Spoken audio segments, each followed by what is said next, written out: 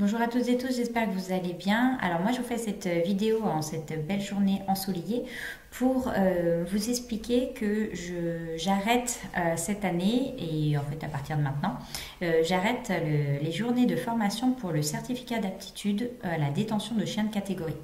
Je vous fais la vidéo parce que je voulais vous expliquer et pas par un post parce que je sais que les écrits c'est parfois ça peut être mal interprété, alors les vidéos aussi, mais bon voilà.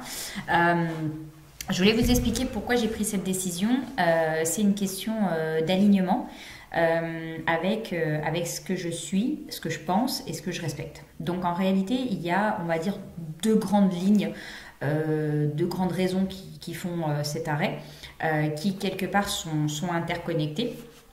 Donc, la première raison, c'est que je ne suis plus du tout, je ne l'ai jamais été, mais alors je le suis encore moins maintenant, en accord avec ce certificat, pour la bonne et simple raison que je pense que si les gens doivent être formés à la détention d'un chien et pas seulement un chien de catégorie, au final, je pense sincèrement que tout le monde devrait passer ce certificat.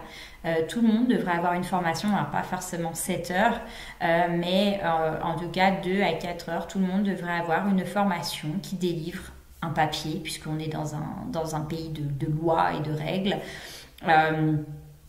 qui dit que voilà, chaque propriétaire de chien a été informé des lois, des législations, de quels sont les droits, quels sont les devoirs dans le cadre de la détention d'un chien. Et en fait, pour moi, on a trop stigmatisé ces dernières années les chiens de catégorie. Les chiens de catégorie ne sont pas plus agressifs que d'autres. Il y a aussi cet amalgame qui est fait entre l'agressivité et la dangerosité. Donc, information pour tout le monde. La dangerosité est liée notamment à la force de pression dans la mâchoire. Elle est liée également entre guillemets, aux dégâts qu'un chien peut causer sur une personne fragile, comme un enfant, une personne à handicap, etc. Et en aucun cas l'agressivité. L'agressivité, elle est liée à l'émotionnel et au comportement du chien. Le comportement étant l'impact de l'émotionnel, la conséquence directe de l'émotionnel, excusez-moi.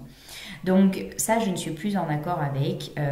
Je n'ai plus envie de rentrer dans ce, dans ce jeu d'étiquetage des chiens de catégorie. Et donc c'est la raison principale qui fait que j'ai décidé d'arrêter. Maintenant, la deuxième raison, et là c'est, on va dire, comment l'expliquer ? Je trouverai peut-être le mot après.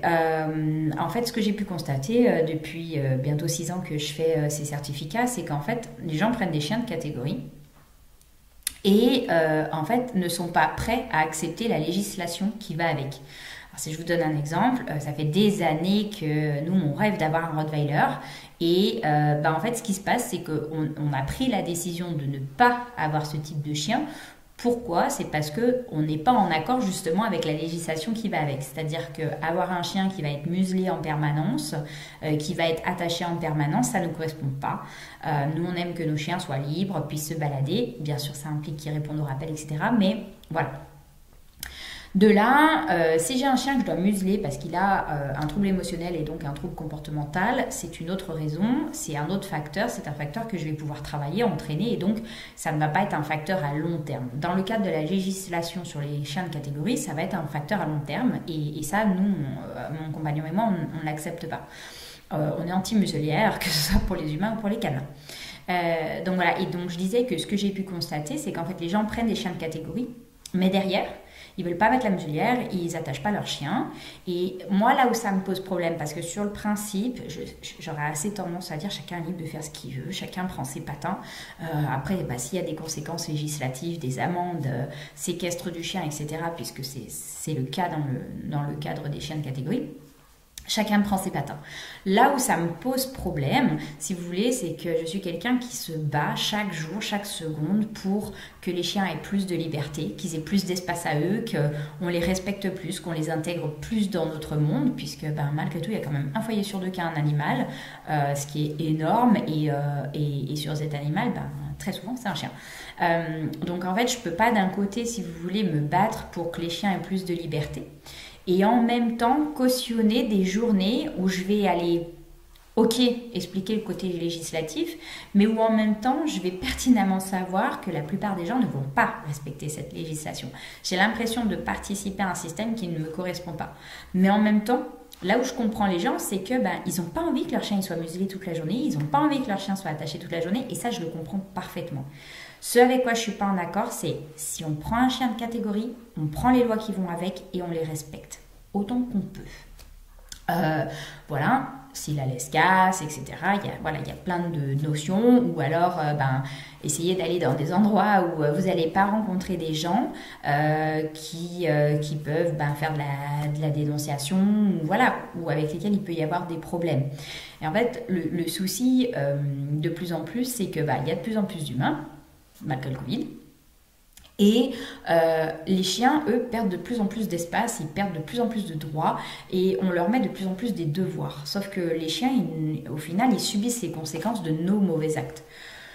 Donc je me dis, voilà, si nous on se responsabilise, si nous on fait en sorte de ramasser les déjections canines, de tenir notre chien quand on doit le tenir en laisse, etc., etc. Et si justement on se montre respectueux, mais pas des lois, là je vous parle pas des lois, c'est que si on se montre respectueux des autres et de cette vie en communauté, parce qu'il y a des gens qui ont peur des chiens, et que quand votre chien il débaroule dessus, qu'il soit un chien de catégorie ou pas, soyons clairs là-dessus, si quel que soit le chien, votre chien débaroule sur la personne, alors que la personne elle a peur des chiens, la personne elle a rien demandé au final, elle se balade, vous vous baladez, et le respect, l'altruisme, le civisme, c'est...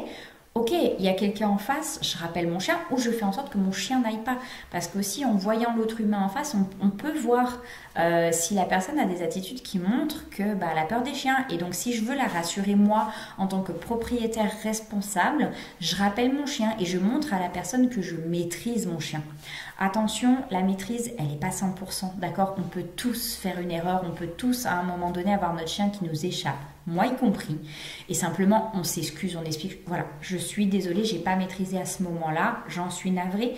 Et toute personne est apte à entendre des excuses, ceux qui ne sont pas aptes, ça leur appartient, mais en tout cas, nous, on les prononce. Et ça m'est déjà arrivé.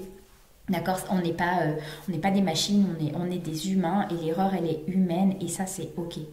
Mais voilà, j'espère que pour vous, cette notion, elle sera claire. Sachez qu'il n'y a pas de jugement dans ce que je vous explique. Il y a un simple alignement avec ce que je suis et avec ce que je fais chaque jour, à savoir me battre pour que les chiens aient plus de liberté, plus d'autonomie et qu'ils aient surtout plus d'espace. Voilà, et que de là, le certificat pour l'aptitude à la détention des chiens de catégorie, ça résonne plus avec moi. Donc du coup, c'est la raison pour laquelle j'arrête. J'ai mis du temps parce que je fais parmi les peu d'éducateurs en éducation bienveillante dans ma région qui proposent le permis.